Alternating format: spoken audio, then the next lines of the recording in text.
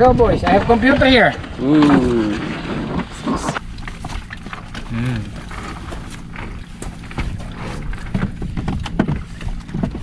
As soon as you jump in the water, it's on. John will short explain. Okay, yung sa 15. John will explain short, ha?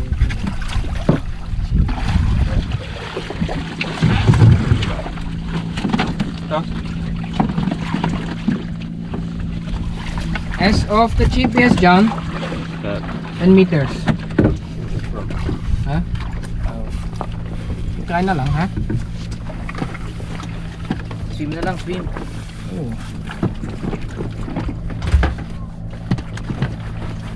Mix uçağı aynı atacaksın işte. Ha?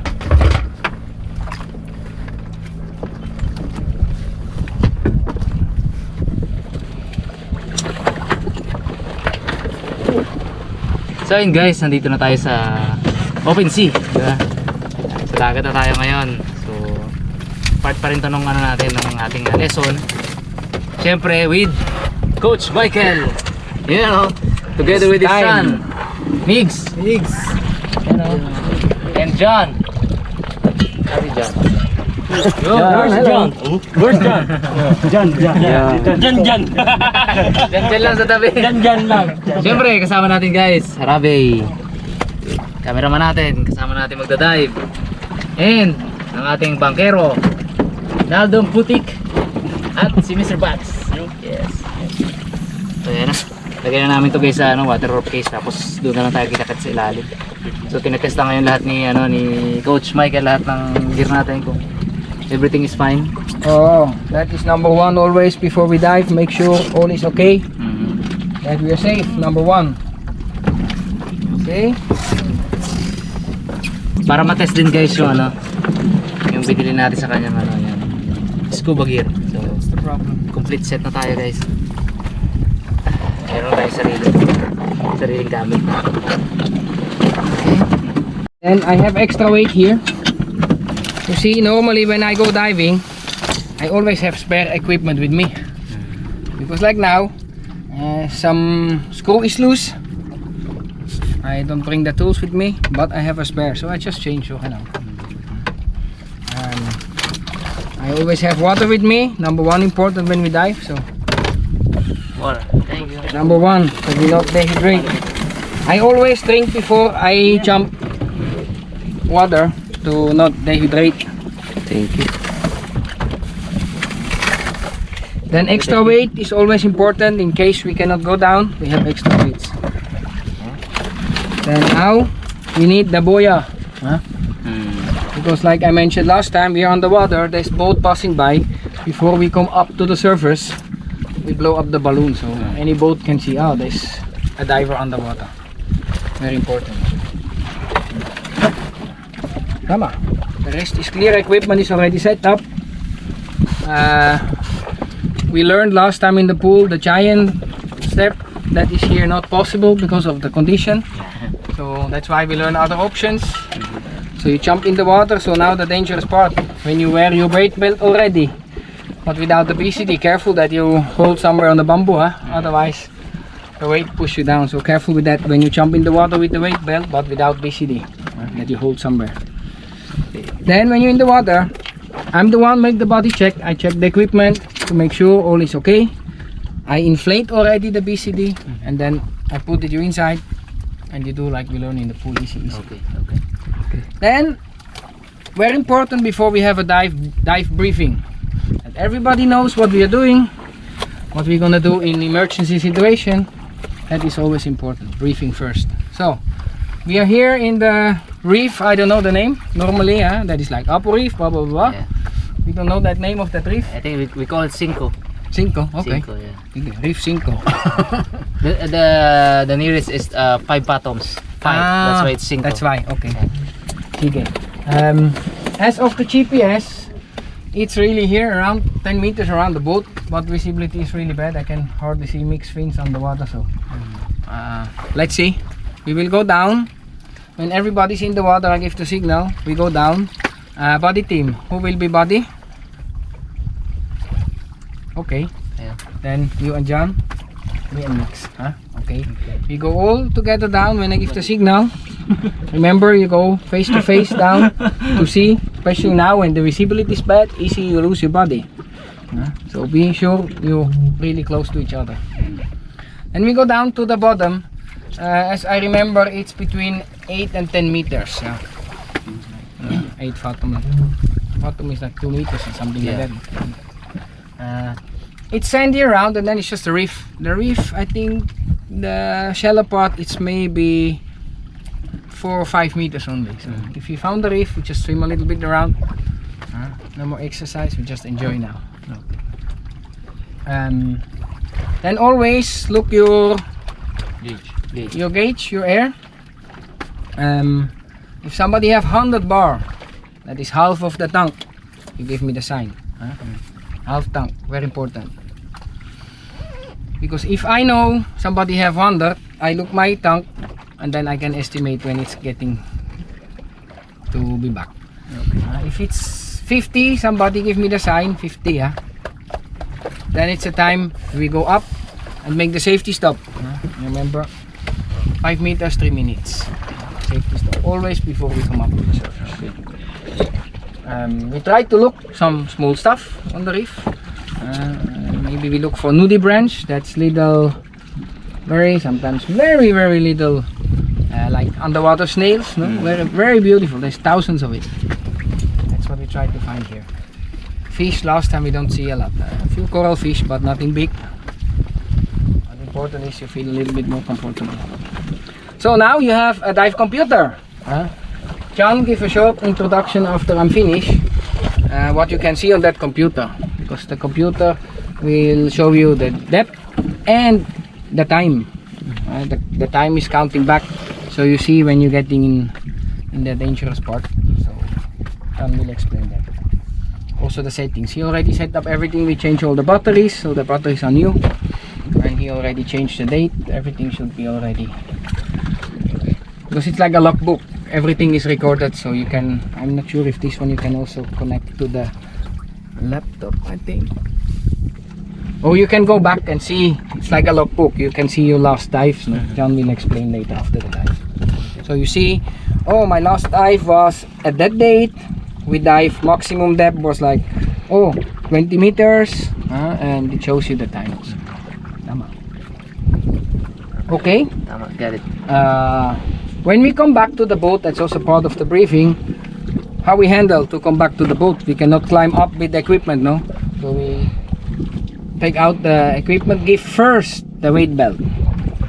Because otherwise, you give the BCD, bye-bye. So first, and then, you remember, important, hold the weight belt in the one part it's not open. Otherwise, tuck, all your weight is already gone. Finish! After the first dive. Happen always, believe me. We lose every year so many weights because the guest holding the weight belts, and then I see 200, 250, 300. 1/4. Okay. And it's also dangerous, can you imagine? Your diver is underwater. Even it's 1 kilo, that's painful. No? So give the weight belt first. One of us will be first on the boat, and then the BCD, and then last is you. Keep maybe your fins on because it's maybe more easy to... That's why we have backup in a boat. Tama. Naldon Putik is Mr. Bags. Yeah, tama. The most important boys. Yes. Buddy. Buddy. No more buddy na. Finish. Sige, okay? Okay. Let's ready for the open water dive. Let's do this. John, make sure the introduction with the computer, please.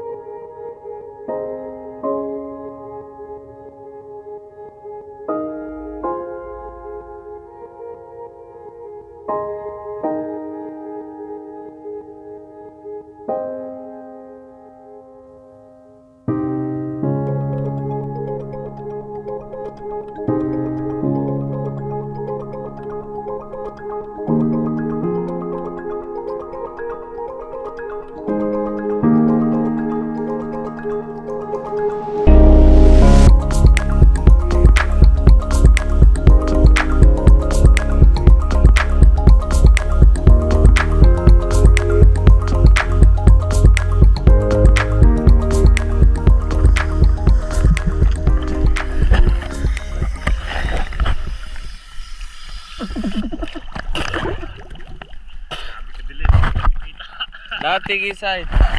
Latig. Wala kabig makita. Latig. Hirap na ganun, no? Parang bulag na, no? Hirap.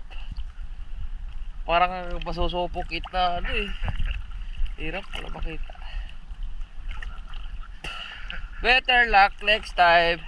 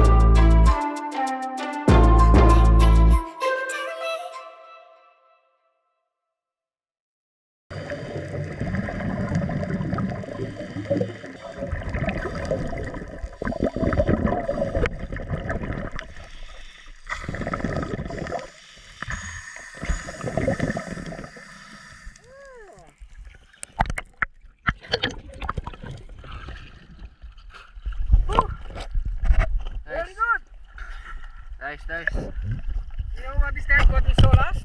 Huh? Something very special. A frogfish. Yes. Very small. Nice. Lucky we didn't stop. First I was thinking, I don't know. Then I said, let's go down and look.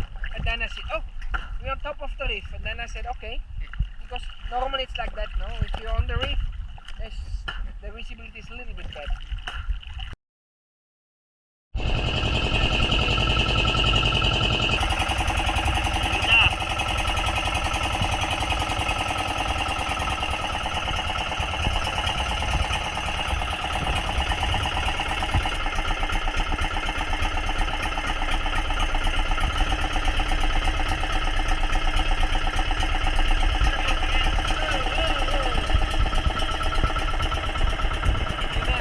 Bye.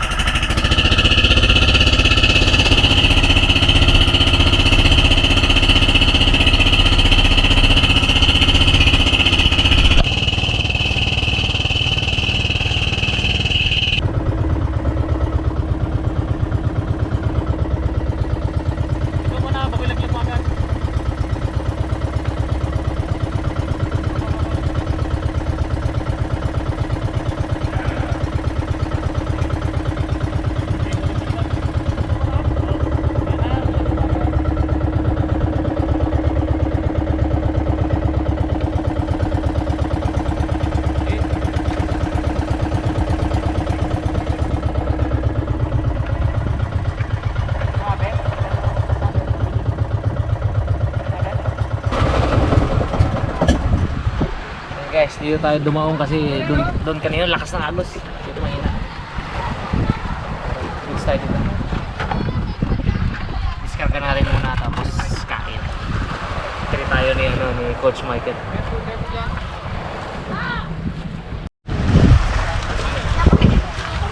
Dito guys sa area meron tayong Harabas, yun o. Ayos, panoorin nyo daw next episode. So yung mga nakabilad na ano, ano yung ginagawang toyo, no?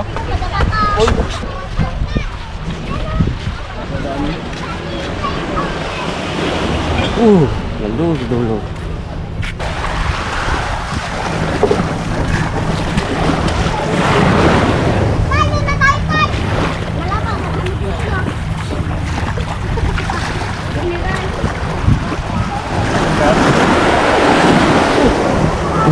Bumagin ka na ba ba? Guys, marami palang kaharabas dito, yun sila oh. Ayun! Sunod na episode niya, pakabila.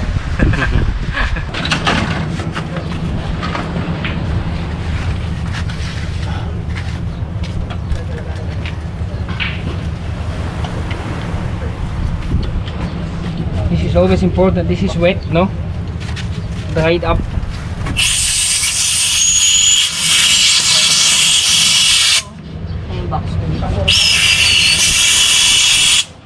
Oops.